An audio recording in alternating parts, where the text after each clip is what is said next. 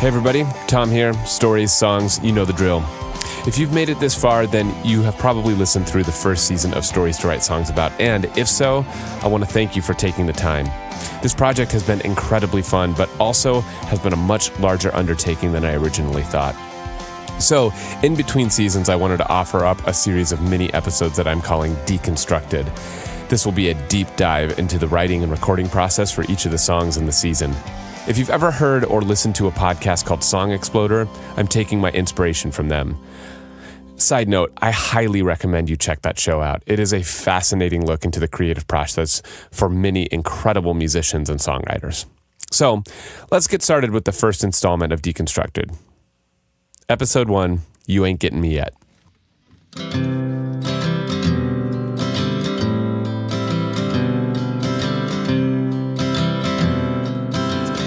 So in this episode, I had my friend Gigi on to talk about what it's like to be a single female in the dating scene in Seattle. And it was a really fantastic conversation. And the initial conversation that we had was actually over like 2 hours long. And I condensed it down to the what you heard on the episode. So the things that I was consuming in terms of the feeling and kind of the whole big picture was that there was kind of a multi-layered experience that Gigi was having. On the surface level, there was a lot of humor in it. There was a lot of shenanigans and ridiculous stories that she was telling. But there was also, beneath that, there is kind of the bigger questions of what it means to long for a partner, what it means to have desire, yearning, companionship, and these kind of bigger, deeper questions on what it means to be a human being that is seeking a partner. So when I started writing the song, I wanted to kind of capture that complexity within the music. And my process for songwriting always starts with writing the music first. I hardly ever start with lyrics. It's really hard for me to fit music to lyrics. It's a lot easier for me to fit lyrics within a melody. So I was playing around with that opening chord progression. This thing right here, this opening chord progression. And it was kind of just something that I would practice on as kind of a warm-up, noodling on the couch or, at band practice in between songs. And it felt right. And so I mapped out the whole progression and started forming a melody around it. So that's kind of where the da-da-da-da-da-dum, da-da-da-da-dum, ba-da-da-da-da-dum, ba-da-da-da-dum. And so it kind of had this nice progression to it. It became apparent that there wasn't really room for a chorus, so that was kind of an interesting dilemma. But once I had the melody kind of set, I knew that there was going to be a three-form song. This was not going to be a very long song. I wasn't going to make it like a 5-minute epic.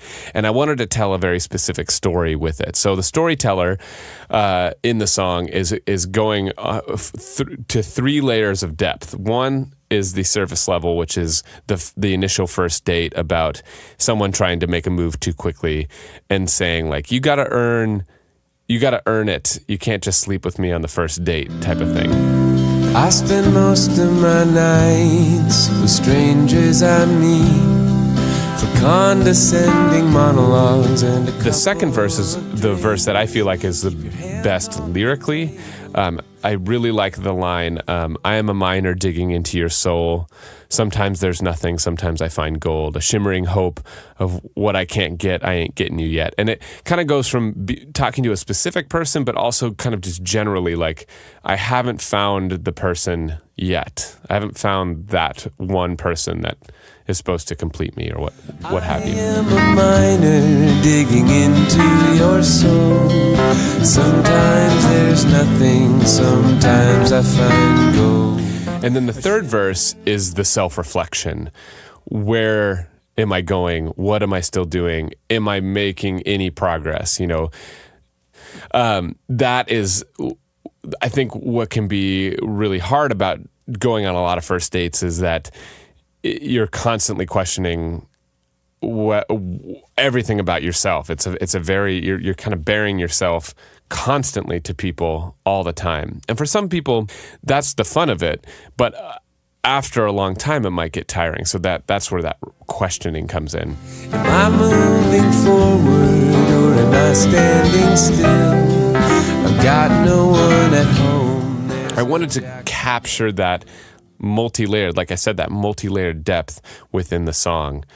The bridge after the second verse is a reference to the story, the first story that she tells, that Gigi tells, about kissing the guy when she didn't really want to. And I wanted to throw in kind of a line of empowerment in there that, the line is, I'll kiss you goodnight and then I'm out of sight around the bend. I'm alone in my bed. I don't need you to keep me warm. And to me, that was more of like a self-empowered thing, to say like, I'm on this date. I don't have such low self-esteem that I need to sleep with someone to validate myself as a human being. That was kind of the intent. So once I got the lyrics all set, it felt like I had kind of a good structure, a good skeleton to start building up this song. So I recorded this very backwards in a kind of a traditional recording situation.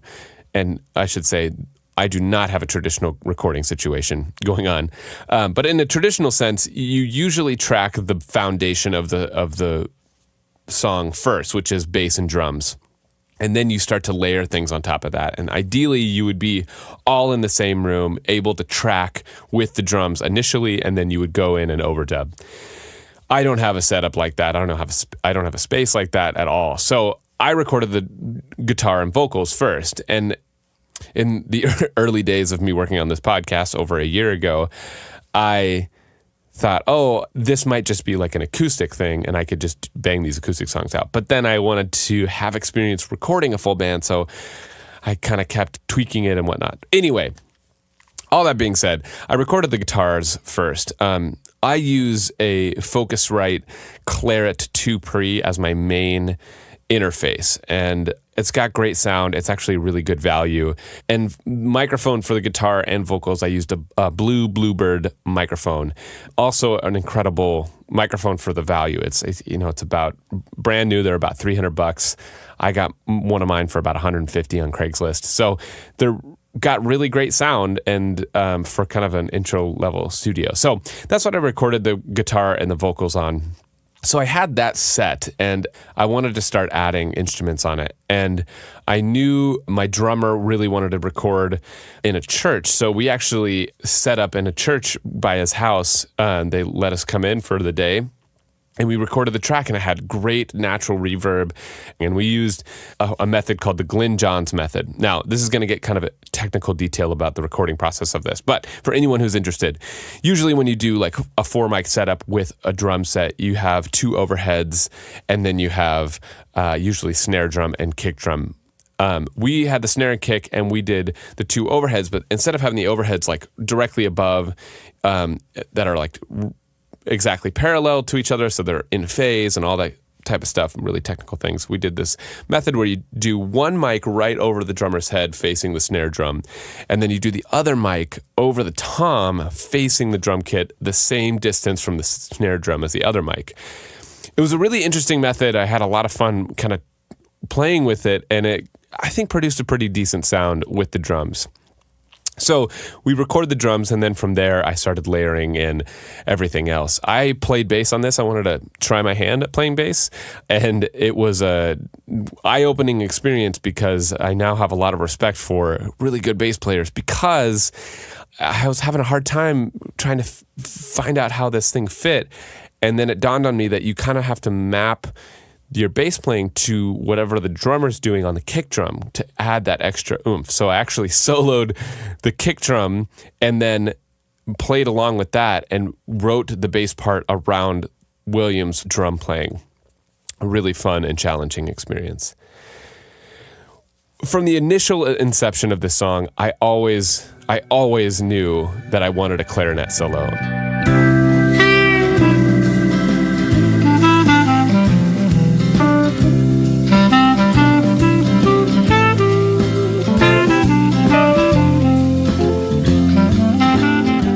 And luckily, a friend of mine who's in a phenomenal band called General Mojos They're based out of Seattle. He plays keyboards, but he also plays woodwind instruments. And I texted him because I was listening to their record, and a clarinet came up, and I looked at their notes on their album, and sure enough, it said his name and that he played clarinet. And so I texted him, and I was like, "Hey, you play clarinet? Would you be interested in playing this really brief solo on this song?"